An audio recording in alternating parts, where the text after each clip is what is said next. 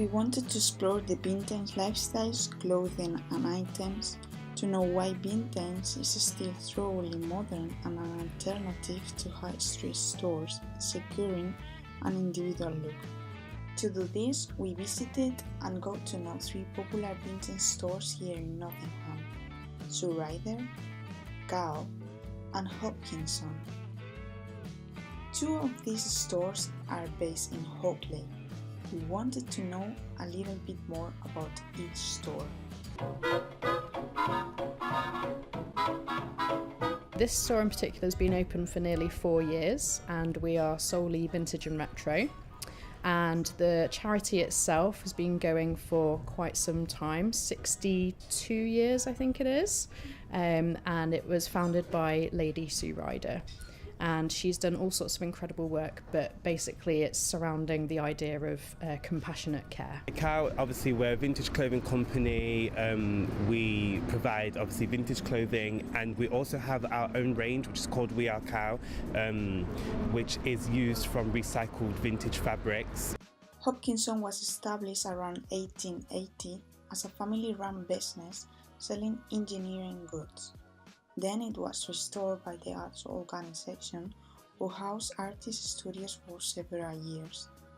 Until 2010, when the iconic establishment reopened keeping the name, although now it is full fledged selling a variety of vintage, antiques and art.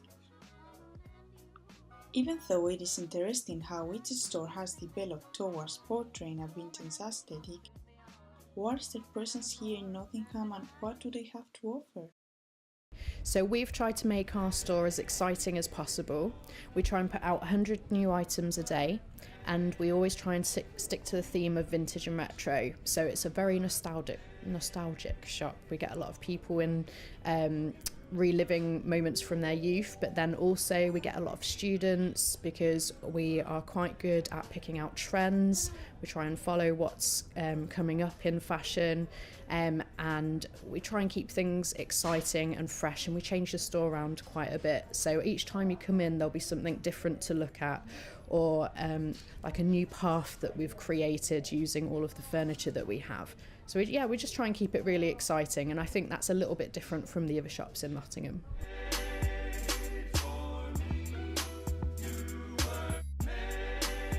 Our presence in Nottingham as a vintage store is very strong. There is literally right now a handful of vintage stores left in Nottingham, and I would say Cow, I'm going to be biased here, is probably the leading one. If you can compare it to high street stores, the product is completely different. Obviously, whereas in a high street store you'll have loads of runs of the same product, the majority of our product in store is a one-off. So obviously, like, let's say for example this like Levi's denim jacket, like you might see another denim jacket in there, but it's not going to be the exact same one.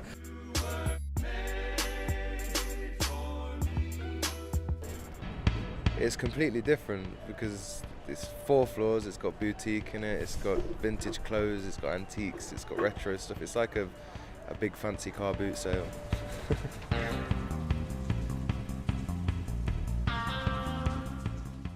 To our surprise, Hopkinson houses local business and creative industries, to which we spoke with someone from the Little Vintage Beauty Parlour and another from the kitchen department, to know their thoughts and experience of vintage lifestyles. So the definition of vintage is anything over 30-year-old is vintage, anything over 100 years is an antique. So technically now, up to 87 is vintage. So I've always said once I hit 30, that's it. I'm no longer got an age, I'm just going to be vintage. But now you can recycle pretty much everything if you wanted to. But we are living in a very much in a throwaway society, aren't we, really? Yeah, people are just chucking things out. After watching a TED Talk on YouTube, high street stores used to produce and release summer and winter collections, whereas now they have a variety of seasonal clothing collection. We wanted to know some thoughts towards unnecessary production and the perceptions that we live in a throwaway society. And in the end, the result is the same, and it's all about buy some more stuff. Sounds familiar? Well, it's because it's just a replica of the very unsustainable recipe from the traditional buy and throw away society. Well, nothing good's going to come of it. Landfill will just keep getting worse. And it creates such a pressure as well for people to be constantly buying, and the stresses that can cause some people. And it must be so hard for teenagers at the moment because of all the social media, Instagram, etc., etc. Everyone has to have the right look, the right style, and for that you need money, and there's so much pressure on people. It's quite scary. Whereas I love vintage clothes because they put the time, effort in, and you really appreciate the story behind that piece of clothing.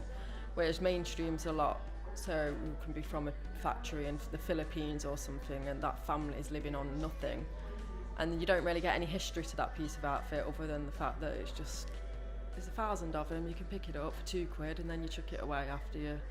We were intrigued to find out the different ways to how these stores prepare clothing and items to sell in a store, and if vintage have influenced their own style in any way. All the donations that come into our shop, we hand pick. So we will look through every single item. If it is damaged, we think, could we reuse it in some other way? So we have a sewing room upstairs so we can alter things, or we can use it for some other purpose, so we could turn it into something completely different. So a shirt could become a bag, for example. Straight away it has to be obviously security tagged, it has to be kimbled obviously with the price on, it has to be steamed. That's one of the most important things. Like, nothing goes on the shop floor unless it's been steamed. If you don't know what steaming is, it's like a iron, but a very intense iron. Yes, like all the product has to be steamed before it's put on the shop floor, obviously just to present it properly to our customer.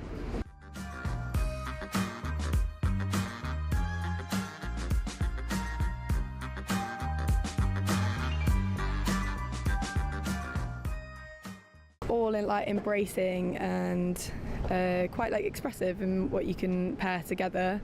Obviously, I think a big novelty for people is buying things that no one else will have. I think that obviously massively differs from the high street. Is quality the defining aspect that divides vintage clothing from high street stores clothing? Yeah, because nowadays everything's so quickly manufactured and everything's like there's 1,000 of everything, and it's just so cheaply made because everyone's just in that era now of throwing everything away. Whereas in the vintage eras, they made everything last. It was made to last. So for instance, like I've got dresses that are over 50 years old. We do live in a throwaway society. It's cheap clothes made by hard at work labourers in other countries, mainly children and women that are getting paid nothing for things that, like you say, people throw away. It's ridiculous. You may as well buy vintage. It's made for good quality. It's going to last. It's lasted 20, 30 years already. So there you have it. Vintage stores here in Nottingham operate differently to high street store, as they provide a unique shopping experience in helping you find that one-off item or piece of clothing that nobody else has.